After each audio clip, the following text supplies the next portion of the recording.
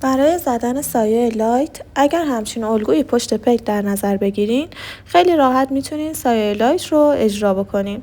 پشت پلک رو از گوشه داخلی چشم به 3 قسمت تقسیم میکنیم. ناحیه 1 و ناحیه 2 که روی کره چشمه و ناحیه 3 تقسیم میکنیم. همینطور 3 تا خط به سمت کریس چشم میکشیم. از گوشه خارجی رنگ تیرمون رو میذاریم و لبه رنگ تیره رو با یه رنگ روشن‌تر به سمت کره چشم فید میکنیم. این قسمت یعنی روی کره چشم میتونه سایه شاین هم قرار بگیره. گوشه داخلی چشم یا همون ناحیه 1 همیشه روشنه، یا رنگ سفیده یا رنگ کرم زده میشه. همین 3 تا رنگ رو به سمت کریس چشم هم میتونین اجرا بکنین.